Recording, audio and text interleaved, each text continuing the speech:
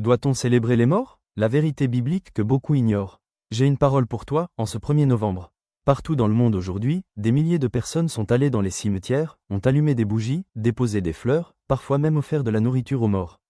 Mais écoute bien, Dieu ne nous a jamais demandé de célébrer les morts. Ce jour, qu'on appelle la fête des morts, semble une tradition innocente, un moment d'amour et de souvenir. Mais spirituellement, c'est bien plus profond. Ce que beaucoup appellent hommage, la Bible appelle communion avec les morts, et Dieu l'interdit formellement. Écoute ce que dit la parole dans Deutéronome chapitre 18, versets 10 à 12. Qu'on ne trouve chez toi personne qui interroge les morts, car quiconque fait ces choses est en abomination à l'Éternel. Et dans Ésaïe chapitre 8, verset 19, il est écrit: Si l'on vous dit, consultez ceux qui évoquent les morts. Répondez, un peuple ne doit-il pas consulter son Dieu? Autrement dit, chaque fois qu'on parle aux morts, qu'on leur fait des offrandes ou qu'on croit qu'ils nous entendent, on ouvre une porte spirituelle que Dieu a fermée. Et cette porte, ce n'est pas une porte de lumière. C'est une porte d'égarement. Le diable adore ces traditions, parce qu'elles font croire aux hommes qu'il y a encore un lien avec les morts. Mais ce lien a été brisé par la mort elle-même.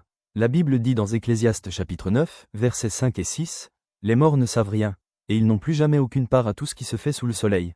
Alors pourquoi parler à ceux qui ne peuvent plus répondre? Pourquoi allumer des bougies à ceux qui ne voient plus la lumière?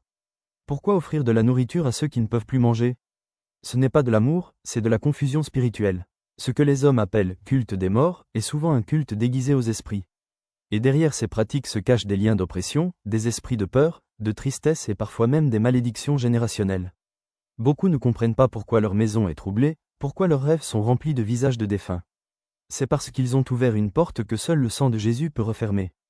Dieu n'a jamais dit « honore les morts ». Il a dit « souviens-toi du vivant ».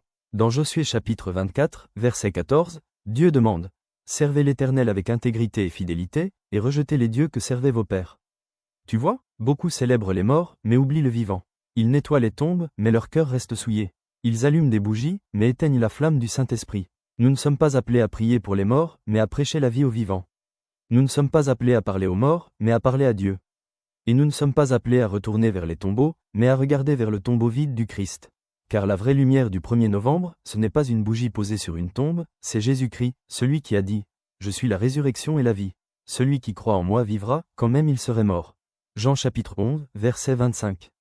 Voilà la vérité. Ce jour ne doit pas être une célébration de la mort, mais une proclamation de la victoire de la vie éternelle en Jésus-Christ.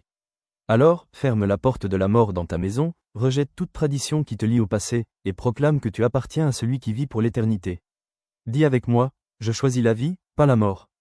Like, commente et partage cette parole pour ouvrir les yeux de quelqu'un aujourd'hui. Parce que nous ne célébrons pas les morts. Nous proclamons la victoire du vivant.